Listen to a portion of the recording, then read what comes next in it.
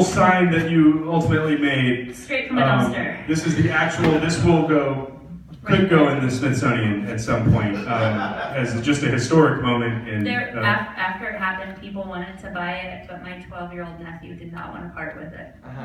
And he has it hanging in his room. It goes in his room, yeah. He thinks it's just great. How cool is that kid going to be? Hopefully cool. I'm doing my best.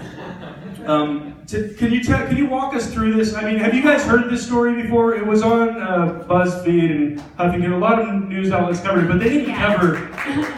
I just, when I saw it, I couldn't believe I knew her as a person and she did this thing. Walk us through. Tell us from the beginning. Well, do we have there's very important, there's this very grouchy woman.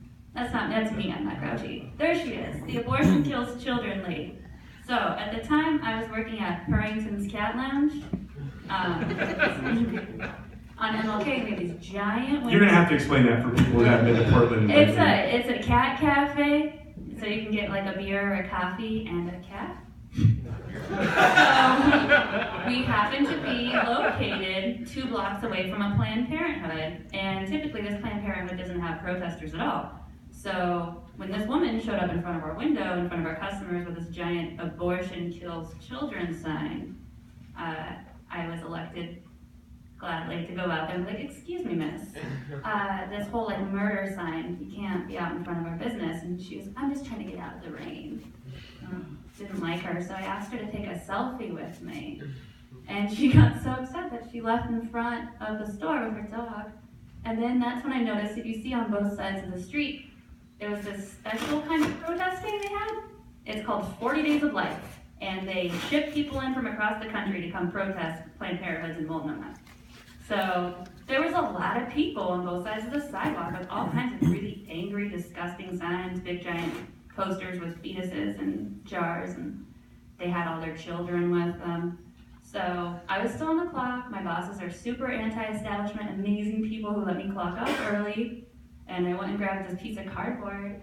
And honestly, I just thought about, like, I've been to Planned Parenthood a lot. I'm very poor with a vagina. It is the best place to go. So I went over the list of things that are like, what's not too vulgar to put on a sign? There are kids out there. So I went with yeast infections. And then my friend Ramona wrote her little side story on there, talking about burning off genital warts. What she has on at Planned Parenthood. So I clocked off work.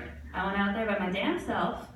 And I just started chanting yeast infections, like relentlessly, louder than I ever knew I could. Yeast infections. I don't want to do it. It's like, yeast infections! Yeast infections! Yeah, there you go. Yeast infections. Yeast infections. Yeast infections. Yeast infections. Like, you guys so willingly joined in, but they did not.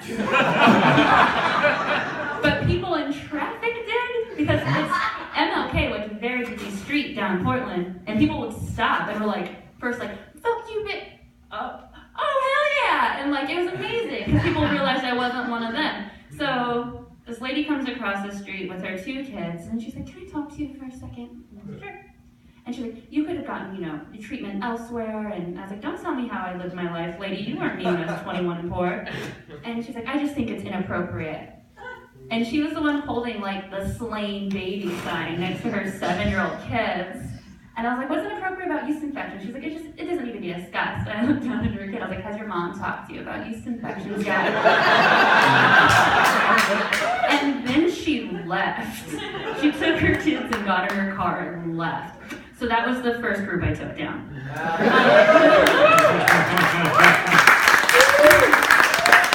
So this is like 5 minutes in, and I'm like, all right, a chunk of them have moved.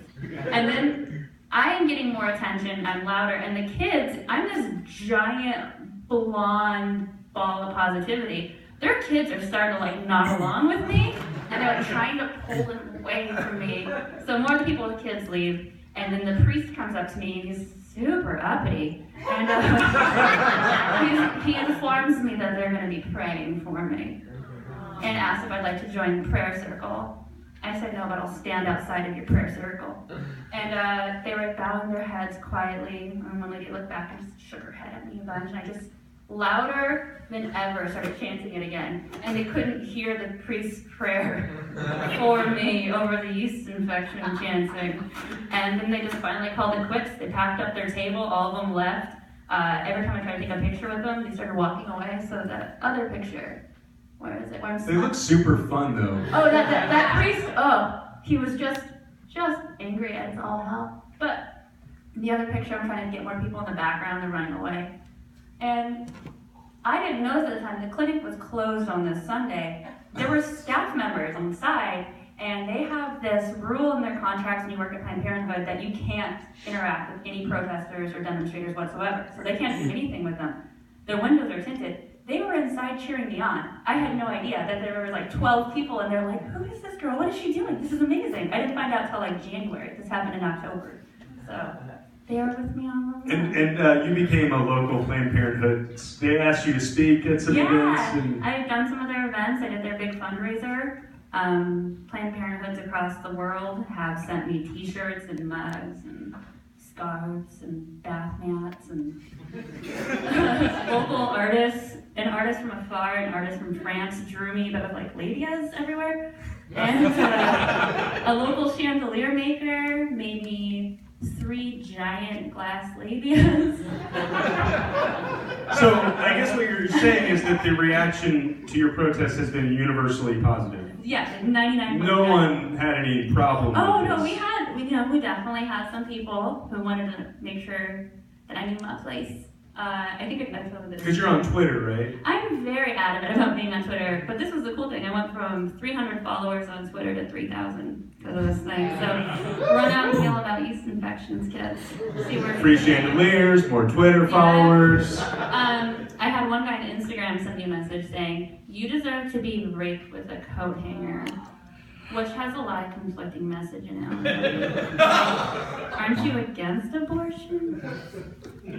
But I went and found him on Facebook, and the background, his banner, is a giant Confederate flag. So I was like, oh, if that guy hates me, then I'm on the right side of history. Like, if that guy's a monster, and he's like, I don't like you, then I'm doing okay. It's a badge of honor. It is a badge of honor. And on that note, we do want to honor you at this time. And I knew I wanted to do this when I heard the story, but we want to give you the Seattle Process Medal of Valor for hilarious activism. Hashtag Yeast Mode. Present the medal. It looks a lot like the other Medal of Valors we've given out, but this is a totally different Medal of Valor.